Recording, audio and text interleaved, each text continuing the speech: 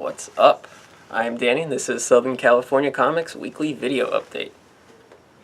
As you all know, as you all remember, I am here to tell you about the latest in comical book type releases.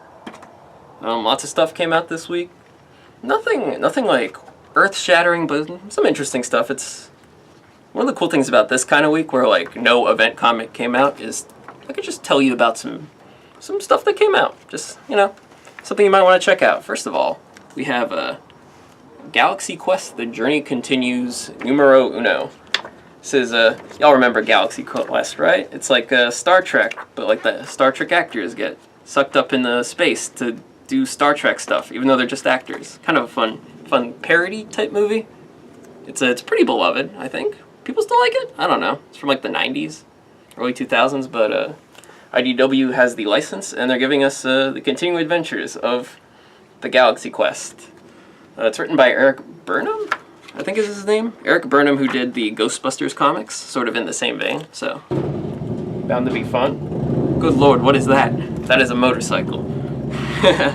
So, one minus about this comic is that nobody is drawn to resemble their characters from the movies, because that would require probably paying the actors, and we don't want to do that in comics. We barely want to pay the artists in comics.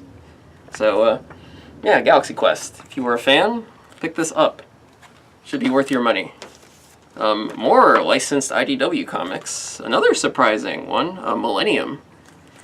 It's if you don't remember, and you may guess from the cover, but Millennium was kind of an X-Files spinoff. It stars my man Lance Hendrickson as a dude named Frank Black, who did not play for the Pixies. He's the supernatural investigator, I assume. I never actually watched Millennium. But, yeah. Investigate stuff. People get murdered. Mulder from the X-Files is in it, in case you need a little more crossover appeal. Extra X-Files crossover appeal is it's written by Joe Harris, who writes the regular X-Files comics, so pretty cool. If you're a fan of 90s science fiction television, you should probably pick this up, because why not? Alright, we're done with licensed content this week. Let's move on to some original content, starting with Ivar Time Walker from Valiant Comics. Now, Valiant's sort of transitioning into their next wave of comics, which is more original content. In addition to their Ninjaks, they're introducing Ninjak soon. They got Bloodshot, they got Archer and Armstrong, Quantum and Woody, but now they're doing more original stuff with their creators. This one's Fred Van Lente and Clayton Henry, who I believe both worked on Archer and Armstrong. But this is about a man named Ivar? Yes, not Ivan.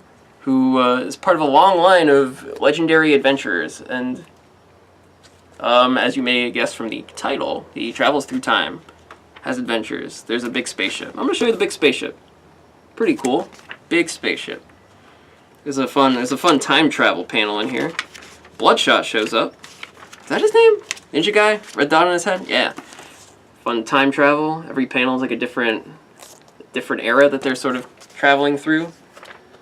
Fun stuff. Fred Van Lente, you can never go wrong with just sort of pure fun. Like it's never going to be like the most important comic ever made, but just solid fun. That's what you need sometimes. Now for something else, I don't even know what this is until I picked it up. And I'm a guy who pays attention to the internet. But this is Reyn from Image Comics. I'm going to read off the creators. It's Kel Simons and Nate Stockman. That may mean nothing to you, but it means a lot to them. So this is you may guess this is a fantasy comic, fantasy type comic. It's got a whole lot of hacking, a whole lot of slashing. I flipped through this. I didn't read it too closely, but it looked pretty fun. It's got lizard people. It's got giant spiders. This is like sort of hardcore fantasy, like D&D type stuff. And as you need drawings of giant sand dunes, right? Yeah, you want it. I don't have much to say about this. I think it may be worth your time if you're into the genre. You can never have enough fantasy comics, no matter what they tell you. Let's see. Okay. Fantastic Four. We haven't talked about Fantastic Four all that much. This is issue 642, which may confuse you, but I I guess issue 14 came out. I don't know if an issue 15 came out, but Marvel has decided to renumber Fantastic Four to resemble its original numbering. They went back to the original numbering, basically, which is very confusing. But they're canceling Fantastic Four pretty much. And this is the first of the final story arc of Fantastic Four as we know it. It's called End is Forever, is the story arc. This is part 1. It's still James Robinson and Leonard Kirk. But I guess Marvel wants to spite Fox so bad that they're canceling Fantastic Four. So they're making a minor event out of it in the pages of Fantastic Four. All your regular Marvel heroes are showing up. Your Captain Americas and Namors and the Hulk. You know him, right? He's got a mohawk on this cover. I don't know if you can see that, but he's got a mohawk on the cover. That's pretty dope.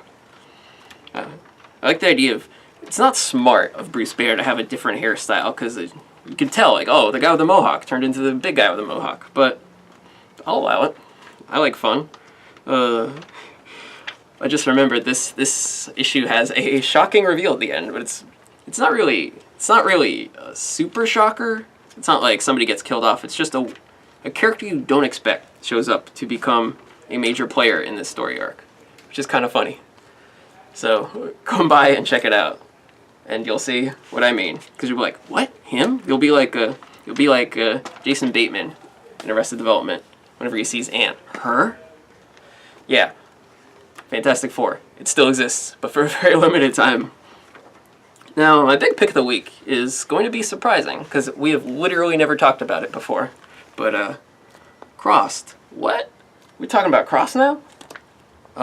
If you don't know, Crossed is a comic book by Garth Ennis. He doesn't really write it anymore, other people write it.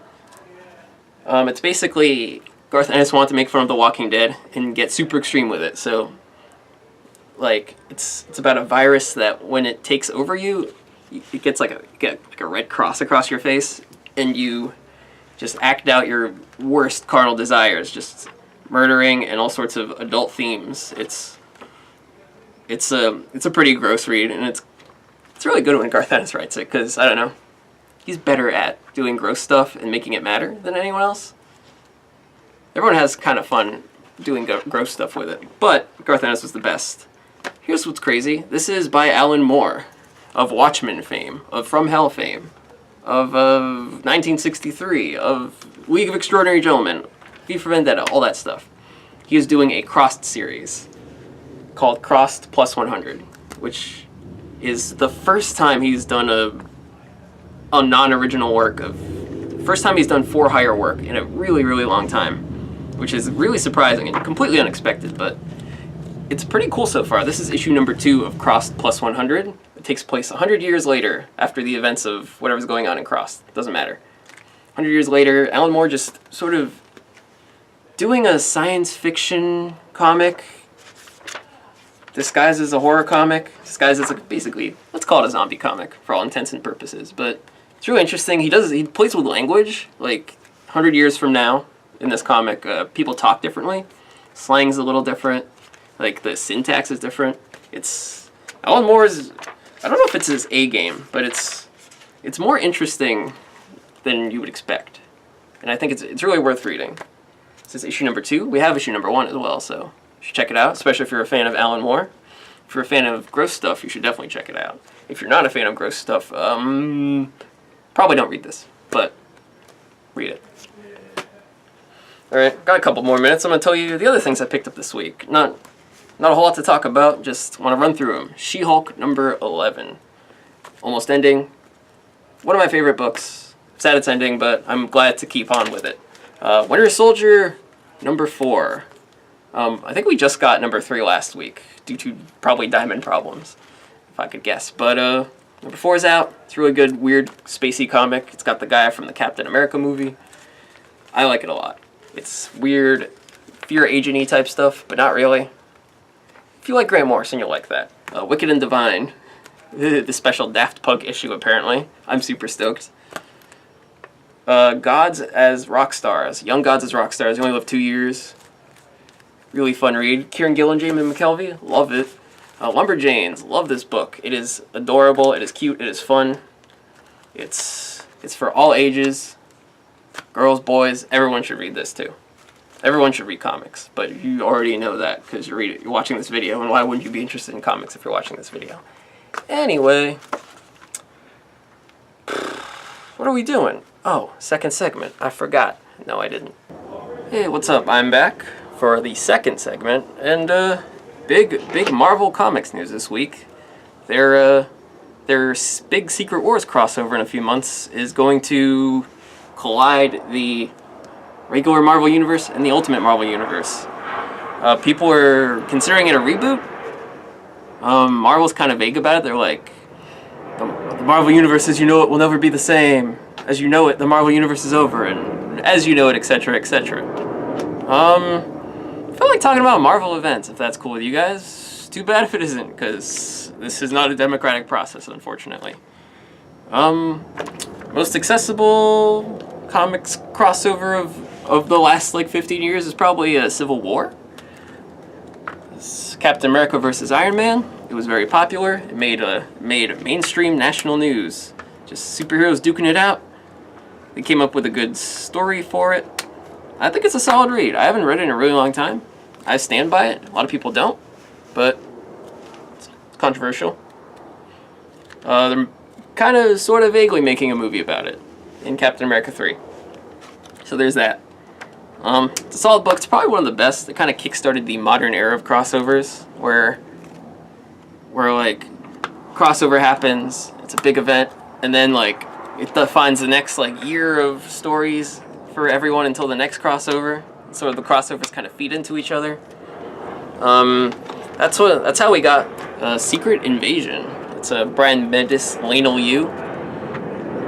This is where it got super in terms of making you trying to buy, instead of in the sense that they wanted you to buy every single comic in sight with the crossover tag on it. This was it was getting bad. Secret Invasion is the one with the Skrulls. They take over. They've been living in secret all these years. The first 2 issues of this are really good. The rest of it's just a big long fight, and it doesn't feel like it has any weight to it. It's not incredibly great, but this is the point where this happens, and it introduces a bunch of plot points that define the next year until the next crossover. And that crossover kind of sort of finishes some of it and then continues more of it and introduces some new things. This ends up leading to Siege, I think. I think it leads to Siege. Yeah, didn't like Siege at all. They didn't even bother picking it up from the shelves, but Secret Invasion has its moments.